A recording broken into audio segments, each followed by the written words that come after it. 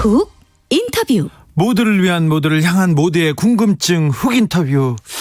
새벽에 신문이 배달됩니다. 그 신문을 보고, 그리고 9시 방송사 뉴스를 보고 세상 돌아가는 거를 알던 그런 시대가 있습니다. 근데 요즘은 인터넷으로 거의 실시간으로 뉴스 접합니다.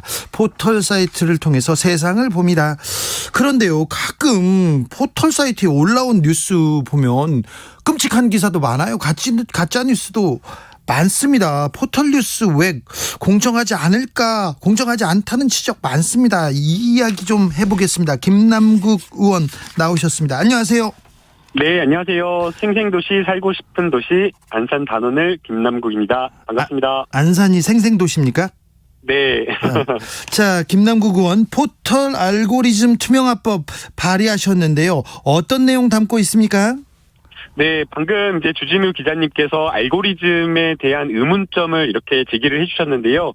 이제 과거와 달리 많은 분들이 뉴스를 소비를 할 때 신문으로 뉴스를 보는 것이 아니라 손에 들려있는 스마트폰을 통해서 이제 뉴스를 접하게 되는데요. 네. 여론조사를 해보게 되면 거의 저희 인구의 한 75% 정도가 포털 뉴스를 통해서 기사를 보고 있다라고 이야기를 하고 있습니다. 70-80%가 그렇답니다. 네, 그 말은 결국에는 원하는 기사나 뉴스를 골라서 보는 것이 아니라 네.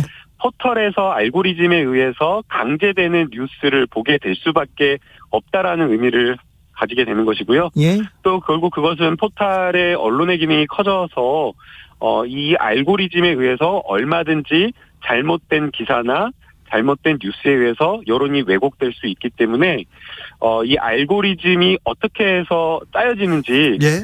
주요한 구성 기준과 그 내용들을 위원회에서 공개되게 검증하자라는 것이 이제 법안의 주요한 내용입니다.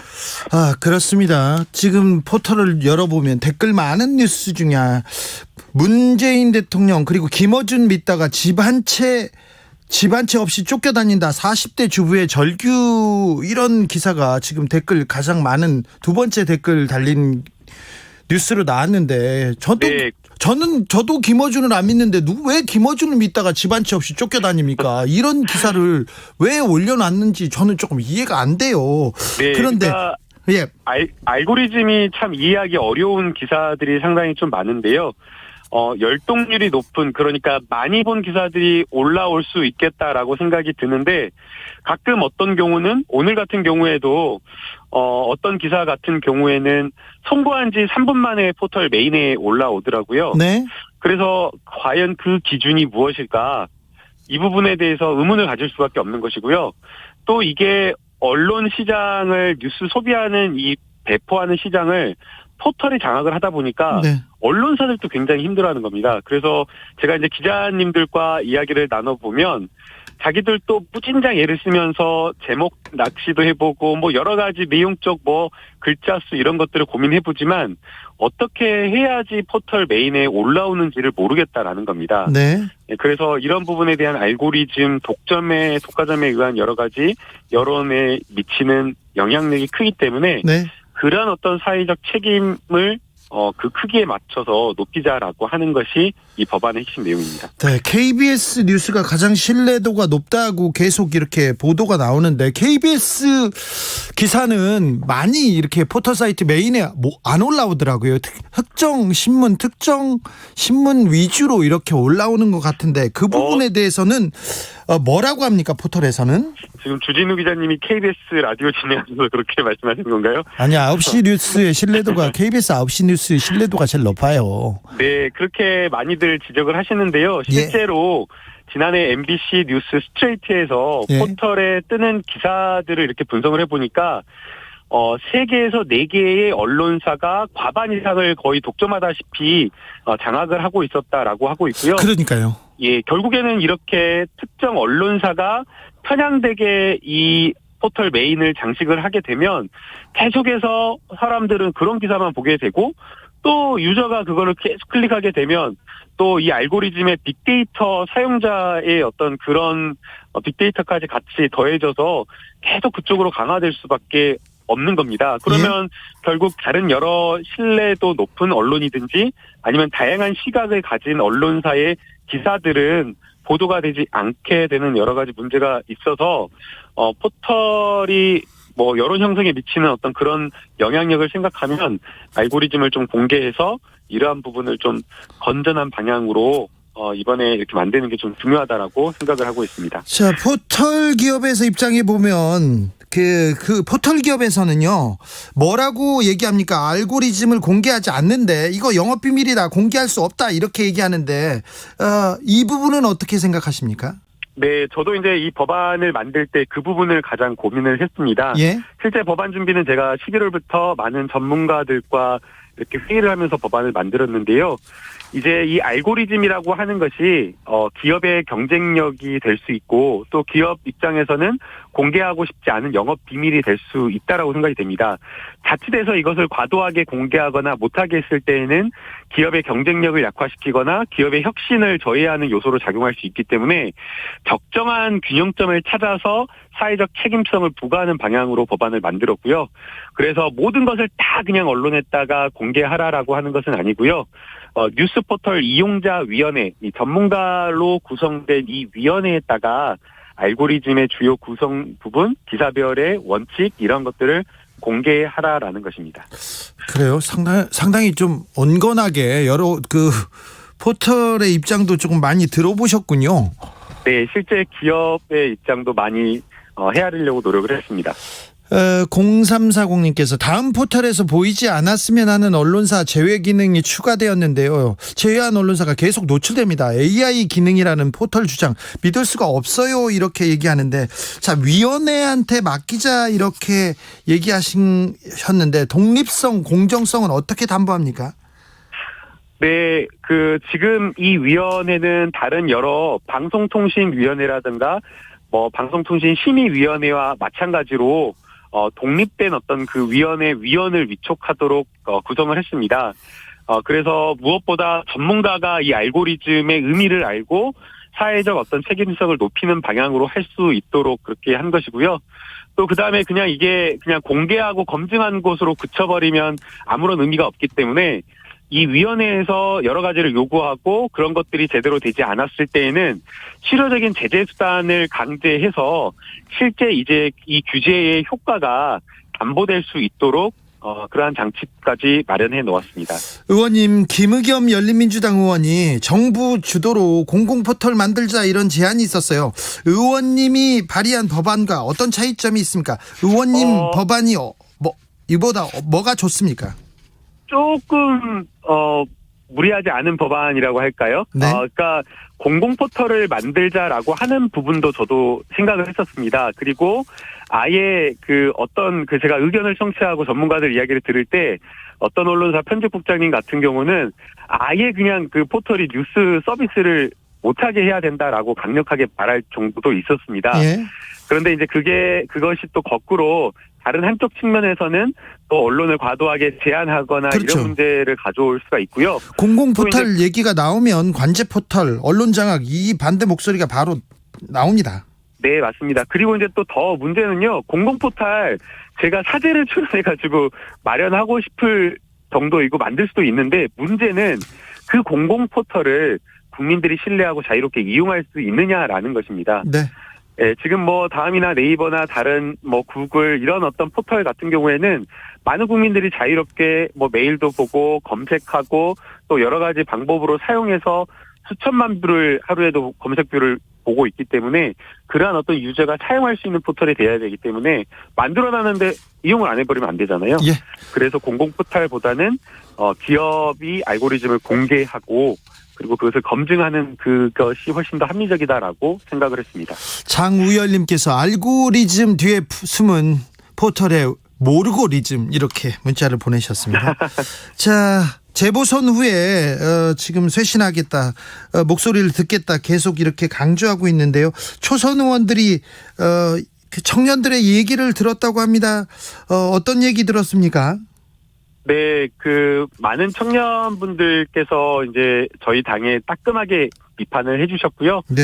이제 저도 이제 지난주에도 청년분들 계속해서 만나고 있는데 네. 많은 청년들이 여러 가지 정책적으로 제언을 하기도 하고 또 우리 사회에서 우리 언론에서 다루지 않은 문제를 지적을 하기도 했습니다. 그런데 들어보니까 네. 청년 김남국한테도 많은 얘기를 할 텐데 2030이 민주당에 등 돌린 이유가 결정적으로 뭐래요? 너무 복합적이어서 그것을 결정적인 이유 한 가지만 꼽아라 이렇게 말하기에는 쉽지가 않고요. 예.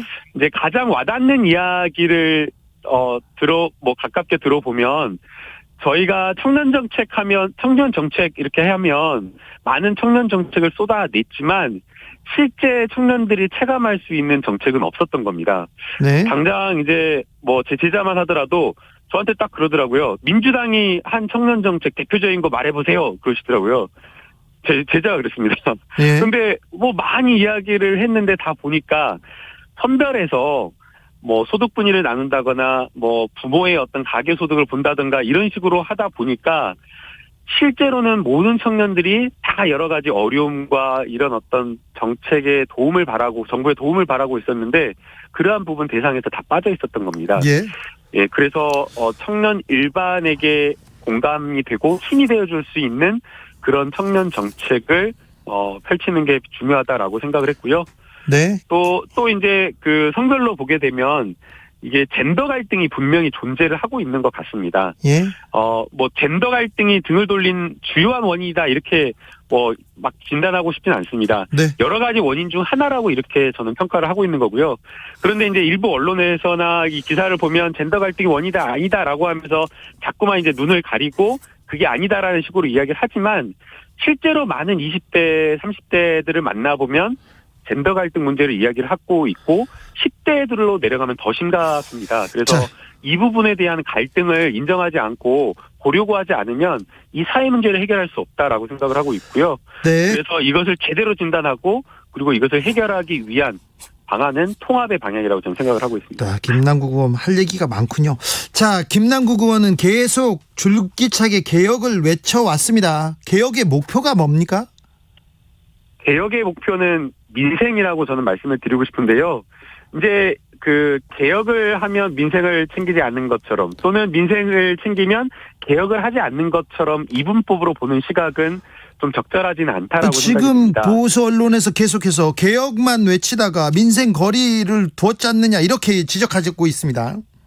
그렇게 하는 그 이분법적인 시각은 좀 너무 단순하게 보는 거라고 생각이 됩니다. 당장에 저희가 그 재보궐선거만 보고더라도요, 많은 국민들이 재보궐선거를 앞두고 LH 사건의 분노에서 이해충돌방지법과 같은 이런 개혁법안 통과시키라라고 명령을 내리셨던 겁니다. 그리고 또 동시에 수수지 CCTV 설치 의무화 법안, 이런 법안도 사실은 어떻게 보면 국민들이 체감할 수 있는 민생 법안이라고 할 수 있는 거거든요. 그래서 먹고 사는 문제나 민생 이런 것들도 중요하지만 동시에 또 국민들은 그런 어떤 민생을 챙기라라고 이야기를 하면서 또 개혁 입법을 하라라고 요구를 하고 있고요.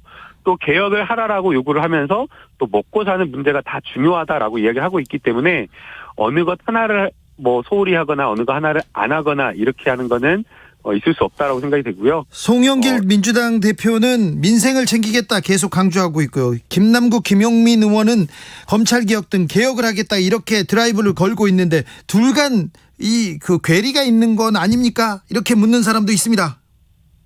함께 가는 거라고 이해를 해주시면 좋을 것 같습니다. 네. 제가 언론개혁이나 검찰개혁 이런 것들을 이야기했지만 지역에 가서 거의 오늘 또 새벽 4시에 일어나고 어제는 2시간밖에 못 자고 지역에 가서 계속 민생 현장 이야기 듣고 민생과 관련된 법안을 많이 내놓았습니다. 네. 그러면서 또 동시에 개혁을 외치는 거거든요. 네. 그래서 어느 하나만 강조하고 어느 하나만 하는 것이 아니고 개혁이라고 하는 것이 민생과 같이 가는 것이다. 그리고 정치라고 하는 것, 입법이라고 하는 것이 어느 하나만을 하는 것은 아니다라고 말씀을 드리고 싶습니다. 조응천 의원하고는 괜찮죠?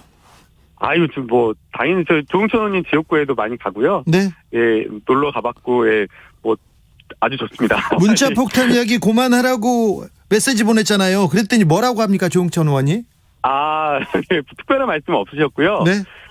다른 이야기가 아니었고, 많은 국민들께서 이제 선거가 끝난 다음에 우리 더불어민주당의 요구를 한 것은 유능한 정당, 그러니까 우선 민생을 챙기고 여러 가지 개혁 입법과 관련되어서 쇄신하고 당이 새로운 면모를 보여달라라는 그런 요구였다라고 생각이 됩니다. 네. 그런데 이제 그런 이야기가 사라져 버리고 이제 엉뚱한 이제 문자포탄 이야기만 계속 일주일 내내 나오니까 네. 좀 답답하다라는 생각이 들어서 말씀드렸던 거였고요. 네. 아니 뭐 문자포탄 내인 그 이야기 뭐 그게 그렇게 뭐 토론할 만한 이야기인 건지, 아니 욕설하는 문자는 당연히 안 되죠. 그리고 문자 국민들이 의견을 문자로 보내는데 그거를 안 된다라고 말하는 거는 있을 수 없는 일이기 때문에 국민들께서는 욕설하거나 협박하는 그런 문자로 보내지 말고 많은 국회의원들에게 여러 정책과 관련된 이야기, 그런 이야기는 당연히 문자로 할 수 있기 때문에 네. 이거 자체를 부정적으로 보거나 막는 것은 그야말로 정치인의 도리나 의무를 다하지 않는 거라고 저는 생각이 됩니다. 여기까지 들을까요? 김남국 더불어민주당 의원이었습니다. 감사합니다. 네, 감사합니다. 나비처럼 날아 벌처럼 쏜다.